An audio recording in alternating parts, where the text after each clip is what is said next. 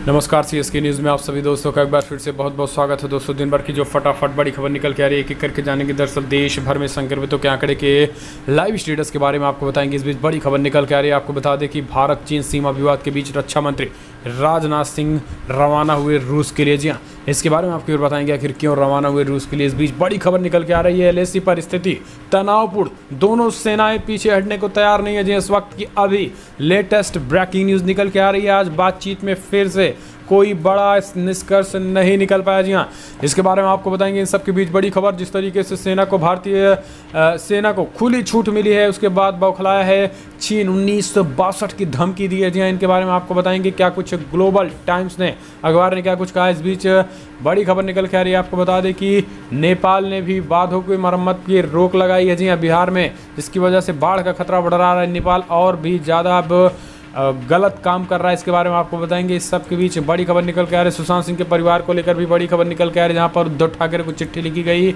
आखिर क्यों, इसके बारे में आपको बताएंगे। इस बीच विधानसभा चुनाव को लेकर भी कुछ एक मध्य प्रदेश से निकल के आ रही है, लेकिन बिहार महागठबंधन में जबरदस्त फूट है। अब एनडीए की तरफ देख रहे हैं महागठबंधन के घटक दल। जी हाँ, हम जानेंगे आखिर कैसे आरजेडी पूरी तरीके से बिखर गई है। लेकिन उससे पहले छोटा सा निवेदन, अगर आपने चैनल को तक सब्सक्राइब नहीं किया तो प्लीज़ सब्सक्राइब के लाल बटन दबाकर चैनल को सब्सक्राइब करें। और अगर आप भी मानते हैं कि पीएम मोदी के नेतृत्व में देश कोरोना को हराएगा और देश के दुश्मनों को भी हराएगा, तो इस वीडियो को दिल से लाइक करके अपना समर्थन दें। दरअसल पहली बड़ी खबर आपको बता दें, देश भर में संक्रमितों का आंकड़ा हुआ 4,26,000 को पार। जी हाँ, आपको बता दें कि 4,26,157 मामले सामने आ चुके हैं।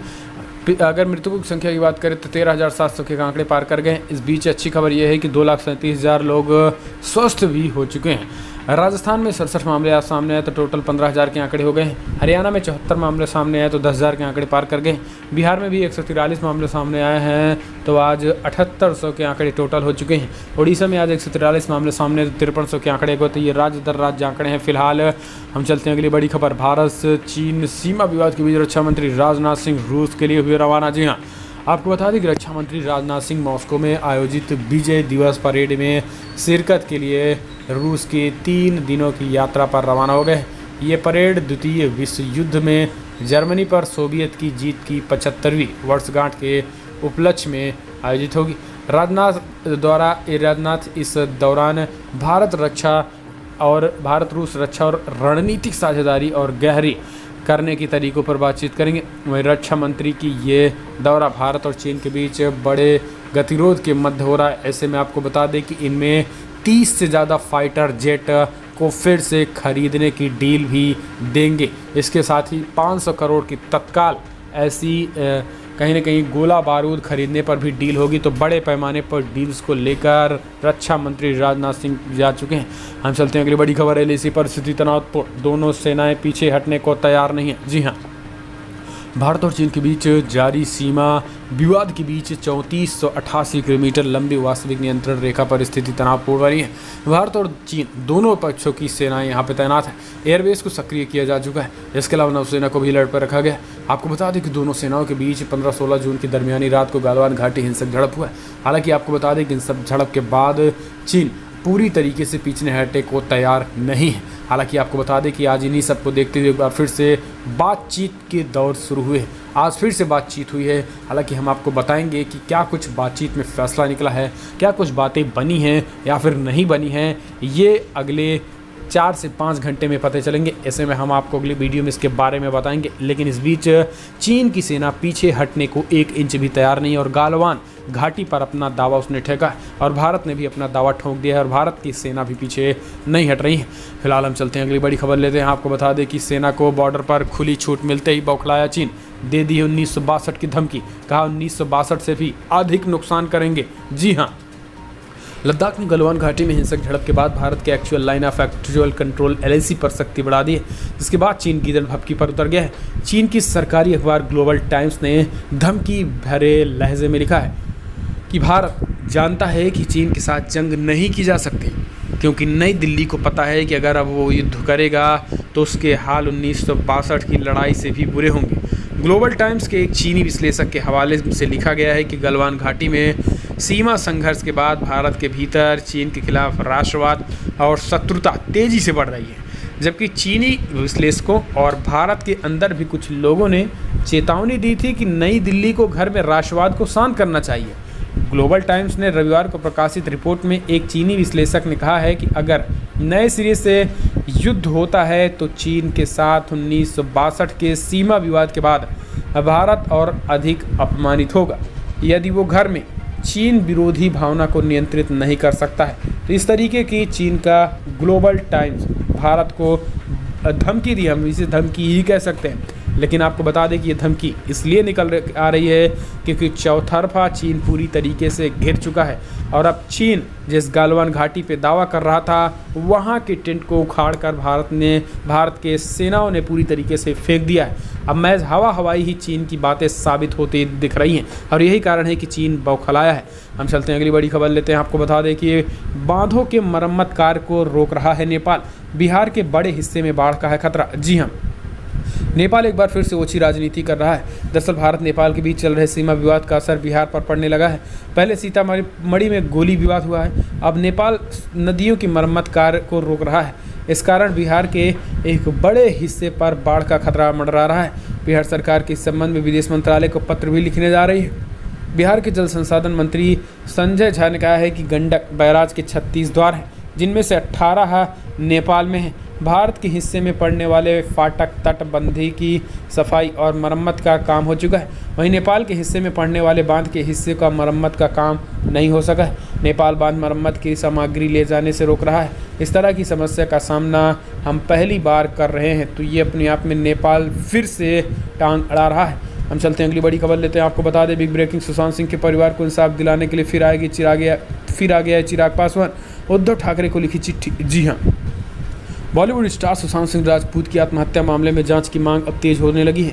विभिन्न राजनीतिक दलों और फिल्मी सितारों द्वारा इस आत्महत्या की गुत्थी सुलझाने की मांग को लेकर लोक जनशक्ति पार्टी के राष्ट्रीय अध्यक्ष चिराग पासवान ने महाराष्ट्र के सीएम उद्धव ठाकरे को चिट्ठी लिखी है। चिराग पासवान ने उद्धव ठाकरे से फ़ोन पर हुई बातचीत का हवाला देते हुए लिखा है कि बिहार से आने वाले एक युवा जो कि अपने अनुभव के कारण न सिर्फ बिहार बल्कि पूरे देश में लोकप्रिय थे, उसने 14 जून को आत्महत्या कर ली थी। चिराग ने आगे लिखा है कि मैं उनके परिवार के कुछ सदस्यों से लगातार संपर्क में हूं और उनकी आत्महत्या करने के बाद करीबियों ने इनके पीछे किसी साजिश की ओर इशारा किया है।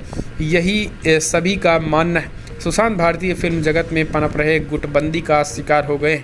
चिराग ने लिखा है कि गुटबंदी के कारण बड़े निर्माताओं ने सुशांत का बहिष्कार कर दिया था, जिसके कारण उन्हें आत्महत्या करनी पड़ी। ऐसे कई लोगों के साथ हो रहा है, इसलिए इसको पूरी तरीके से बंद करना चाहिए और इस गुटबंदी को भी उद्धव ठाकरे सरकार को तत्काल एक्सपोज करना चाहिए। हम चलते हैं अगली बड़ी खबर लेते हैं। आपको बता दें कि असेंबली बाई इलेक्शन 24 सीटों की 24 घोषणा पत्र लाएगी बीजेपी। जी हाँ, आपको बता दें कि वक्त के साथ मध्य प्रदेश में 24 विधानसभा सीटों के लिए होने वाले उपचुनाव की सरगर्मी भी बढ़ती जा रही है। खबर है कि बीजेपी 24 सीटों के लिए अलग अलग 24 घोषणा पत्र लाने वाली है। पार्टी और सरकार दोनों स्तर पर काम शुरू हो गया है। जिस क्षेत्र का घोषणा पत्र है उसी क्षेत्र में उनकी लॉन्चिंग होगी। बीजेपी की एक पूरी टीम इस काम में शिद्दत के साथ जुट गई है।